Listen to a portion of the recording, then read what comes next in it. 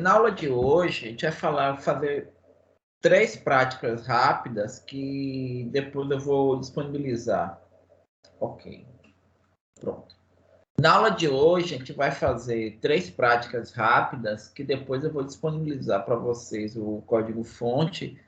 E isso daí vai ser parte aí dos trabalhos práticos que vocês têm que fazer, certo?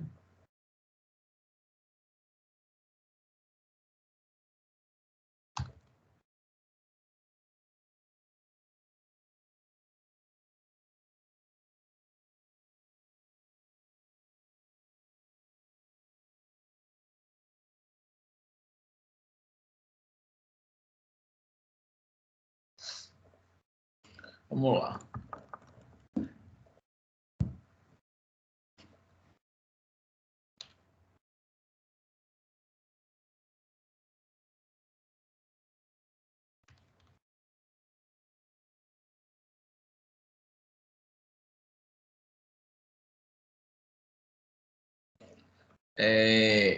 Aqui nós temos 3 projetos, né?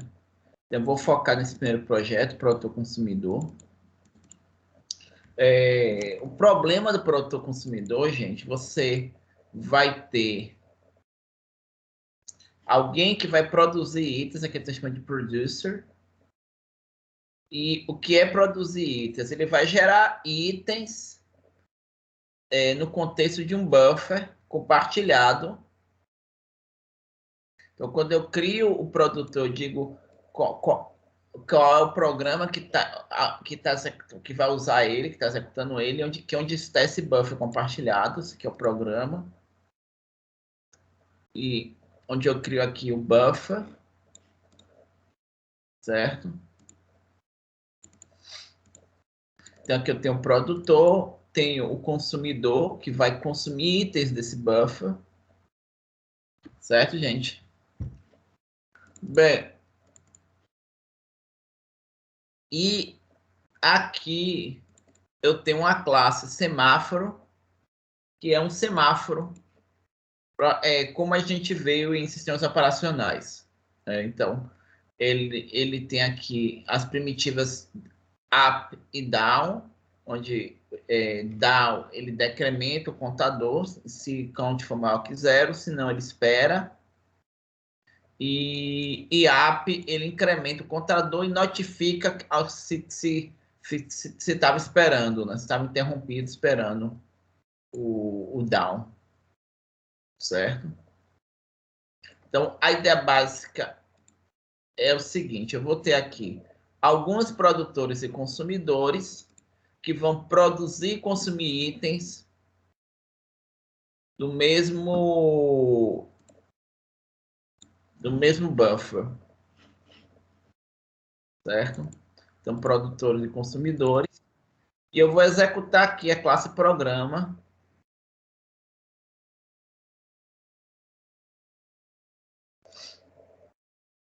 E vamos ver ela sendo executada.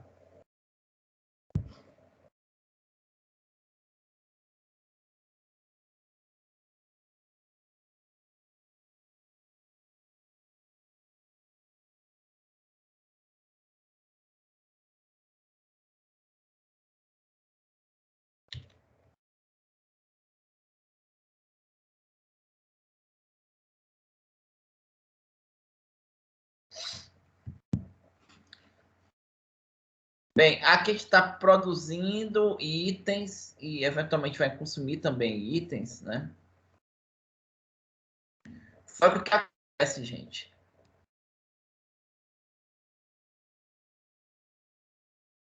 Eventualmente, vou parar aqui a execução.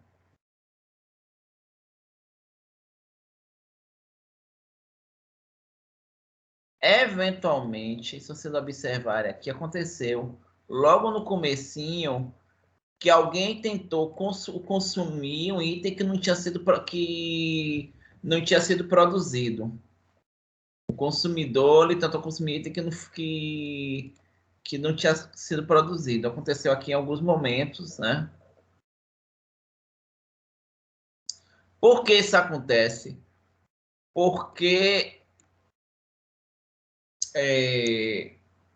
o consumidor, antes de consumir, ele verifica o quê, gente? Se eu estou com um buffer próprio para consumir itens. Então, se eu posso consumir itens, eu consumo os itens. Só que o problema é, entre ele verificar se pode consumir e efetivamente consumir, vai haver o quê, gente? Uma condição de uma race condition, uma condição de corrida. Professor, como é que é? Não consegui acompanhar. Não, eu tenho um produtor, ele gera itens, eu tenho um consumidor que ele consome itens. Isso. Certo?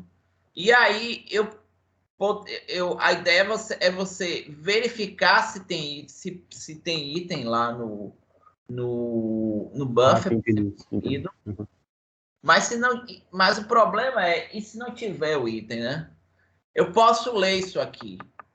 Só que aí o que acontece? Entre eu ler se o item pode ser consumido e efetivamente consumir esse item, pode acontecer uma condição de corrida, certo? E aí a ideia é que você use semáforos. Eu até coloquei aqui, já em programa, 2 semáforos que você pode utilizar, um semáforo mutex e um semáforo que é um contador de itens. E você vai usar esses semáforos para poder dirimir essas questões, certo? E aí nós vamos ter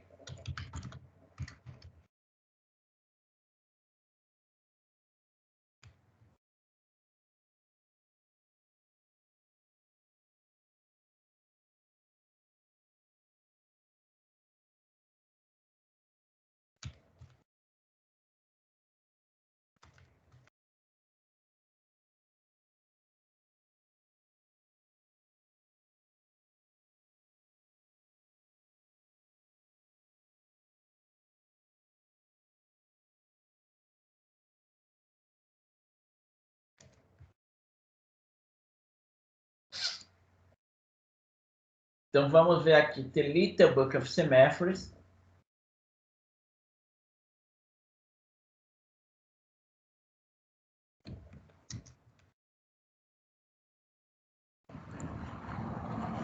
Eu vou botar no Google The Little Book of Semaphores. É um livro, gente, interessante, que ele fala sobre sincronização. Então, aqui, The Little Book of Semaphores. E aqui ele mostra diversos exemplos utilizando semáforos e barreiras. Semáforos como mutex. E aqui nós temos produtor-consumidor. A gente fala o que é o produtor-consumidor. E ele mostra como você usar 2 semáforos, um semáforo mutex e um semáforo de itens. Esse wait e signal, o wait seria o down e signal seria o up. Onde você posicionar para poder evitar condições de corrida na execução de produtor-consumidor multithread, né?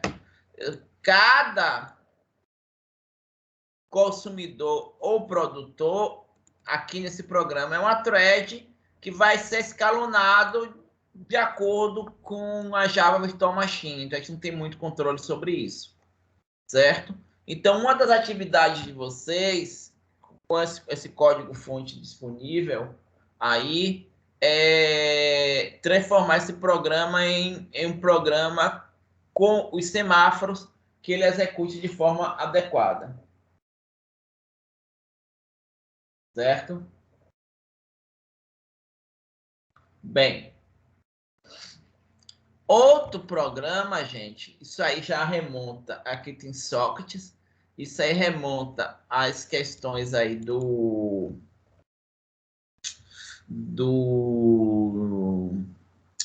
vocês já viram em redes e em programação web, é como é que a gente roda um socket cliente-servidor. Então, aqui eu estou um exemplo de um chat. Eu vou iniciar aqui um servidor, run file.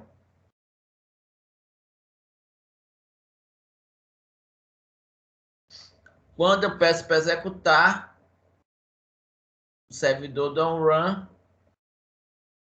Ele está executando na porta 2222. Se eu pedir agora para executar o client, eu tenho que dizer para se eu for no client e olha, eu inspecionar o código, ele pede, ele colocou aqui 2222 localhost como parâmetros iniciais, né, de conexão, certo? Se eu não colocar nenhum parâmetro, ele vai se conectar em localhost na porta 2222, que é onde está meu servidor está aguardando. Peço aqui run file. Posso pedir um outro run file, né, para executar duas instâncias do cliente. E aqui o servidor. Vamos colocar a primeira instância, Alan. A segunda instância, Edgar. E aqui eu vou digitar teste. Alan digitou teste, no outro cliente recebeu aqui teste. E aqui eu vou digitar OK. E o outro cliente recebeu OK. E tudo é enviado por meio do servidor. Como é que isso funciona, gente? Isso é relativamente fácil, né? Você cria um input stream, um output stream, certo? O servidor, ele vai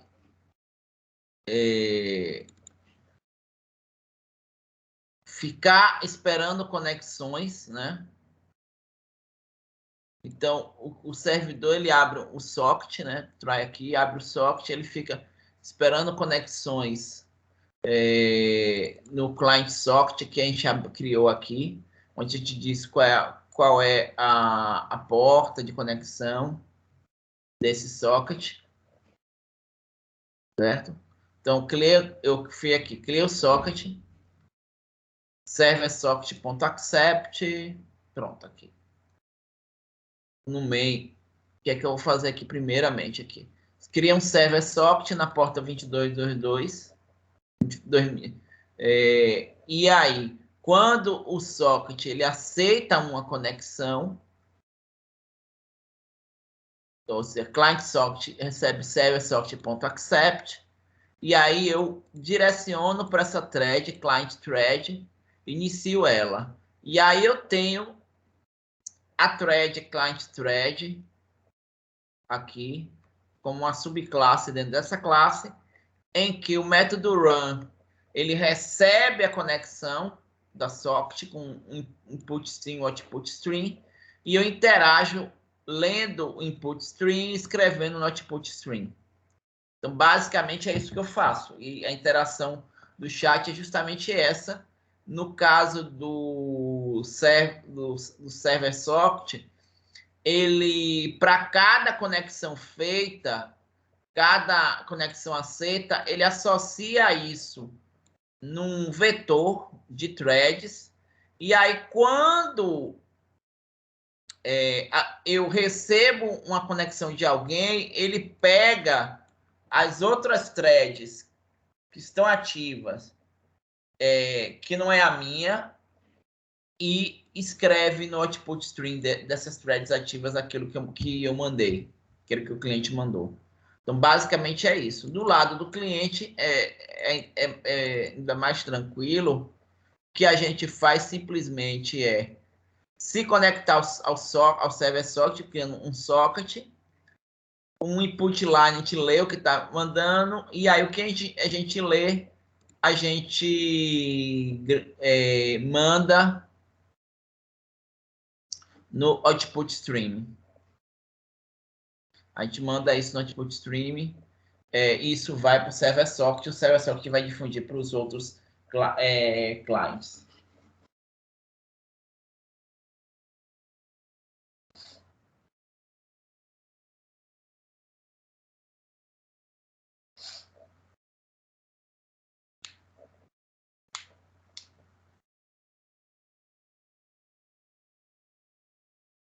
Certo?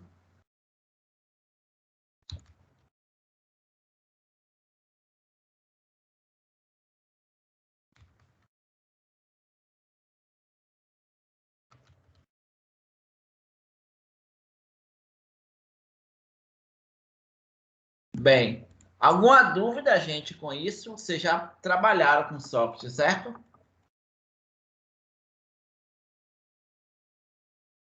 Essa parte aí de comunicação, mas foi bem básico, né? Foi bem mais básico esse socket, mas acho que funcionava mais ou menos assim mesmo. É que a gente não costumava trabalhar com 2 clientes, acho. Tenho certeza. Mas assim, esse código é relativamente fácil, um código de um client. O pulo do gato aqui de um chat é que ele manter esse vetor aqui para eu poder, a partir de um servidor, quando estiver interagindo com os outros clientes, acessar todos os clientes, certo? Uhum. Pronto. E a outra coisa que eu quero mostrar para vocês aqui é o RMI.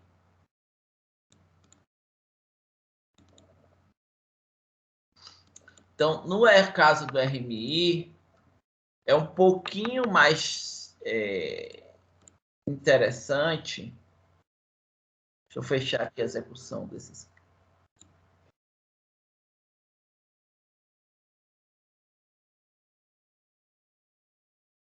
Pronto. No caso do RMI, você tem o RMI Server, certo? O RMI Server, ele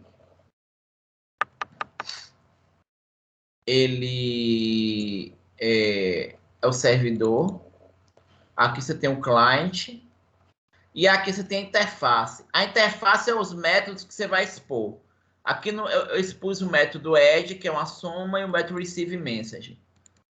O client aqui ele vai se conectar com um registro, que é onde o RMI Server vai registrar os dados, o objeto que está exposto, e está fazendo uso aqui do receive message e da soma, e fazendo e do add, da soma. Bem, e quem é o server? O que é que eu tenho no server? No server, você tem aqui o método receive message, o método add, mas você tem aqui o RMI server. Quando você cria o objeto, o que é que ele vai fazer? Ele vai se conectar aqui na porta do RMI registry, vai criar um registry nessa porta 3232, vai registrar nesse registro este objeto aqui com o nome RMI Server e pronto. Então, o registry é um repositório de objetos distribuídos. Eu criei esse repositório de objetos distribuídos com esse create registry e linkei o meu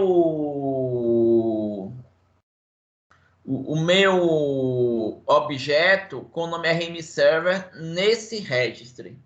Uma vez que eu fiz isso,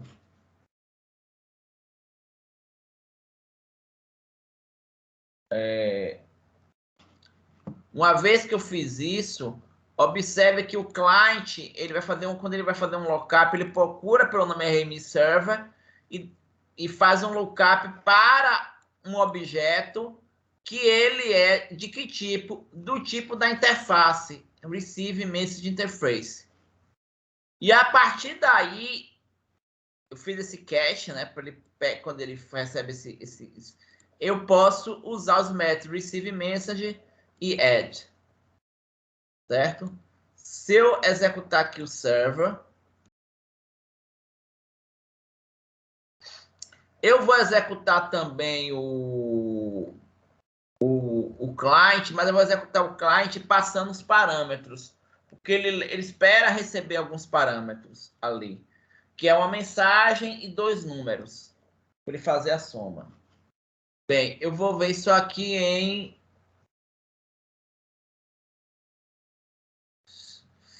Project Configuration. Vou aqui Customize. Run. Olha aqui os parâmetros, gente. Eu vou me conectar no registry que está no endereço localhost, na porta 3232, para localizar os objetos distribuídos. Vou passar como mensagem olá, 10 e 19. Vamos ver o que vai acontecer quando eu executar aqui o projeto. Que é que ele vai fazer quando executar o projeto. Quando executar o projeto, ele vai executar o RMI Client, que a gente já disse que ele ia executar. E aí, ele mostrou aqui a mensagem olá, que a gente pediu, e mostrou a soma 10 mais 19, 29. Tá ok, gente? Com isso? Se tem alguma questão, alguma dúvida?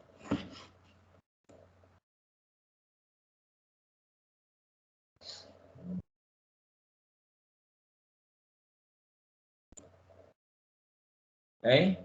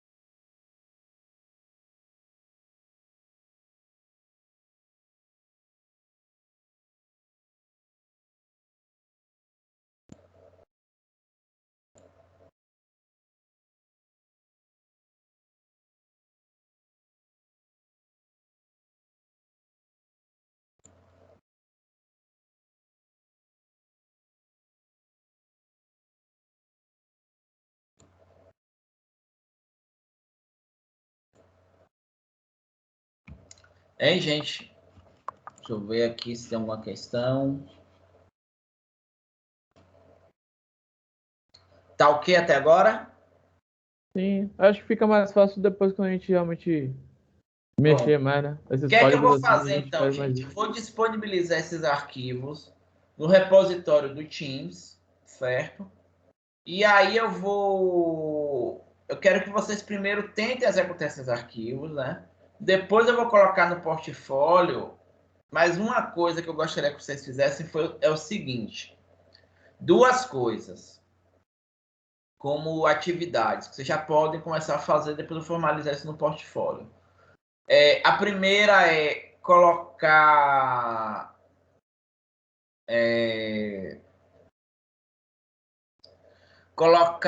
semáforos no produto consumidor, que a gente já criou, ok? E a segunda, eu quero que vocês façam um outro programa utilizando Socrates, utilizando RMI. Executem esses 2 programas, do chat e esse programa usando RMI, que tem 2 métodos aí. Mas depois eu quero que vocês façam uma calculadora usando RMI e uma calculadora usando Socrates. O que é uma calculadora? Você passa 2 números em uma operação, retornar o resultado. Operações básicas, soma, subtração, multiplicação e divisão. Ok, gente? Aí o jeito elegante de você fazer isso com Socrates, com RMI, seria você ter um método para cada uma das operações. Soma, subtração, divisão e multiplicação. E com o RMI você vai ter que passar passar esses parâmetros tudo em Java. Obter o resultado. Com Socrates você vai passar mensagem, receber mensagem. E aí você vai ter que fazer o tratamento dessas mensagens. Ok? Então, basicamente é isso. Certo, gente? Mais alguma questão, alguma dúvida? Não, só para confirmar, professor. Isso aí que o senhor falou para a gente agora aqui, o senhor também vai colocar junto com o código, né? Vou colocar junto com o código e a gente também está na gravação, né? Então vocês também podem ver Uhum. isso daí. Pronto. Certo? Tá ok. Pronto. Perfeito, gente? Tranquilo. Então, a gente pode fechar por agora. Eu ainda vou começar a subir as avaliações, certo? A parte teórica, eu estou tentando mudar um pouco o formato desse semestre, mas eu devo fazer isso a partir da próxima semana, ok? Mas se eu subir nessas avaliações, a gente faria aula de que Normalmente modo eu para dou um fazer? tempo razoável para elas, Ah, até perto do entendi. final do semestre. Ah, entendi. O senhor vai subir agora, mas é para fazer meio que perto do final do semestre. Exatamente. Ah, ok. Perfeito, então. Tá bom. Valeu, então, gente. Vamos, então, encerrando a aula. Muito obrigado por vocês. Valeu, professor. Boa noite aí. Professor, boa noite, galera.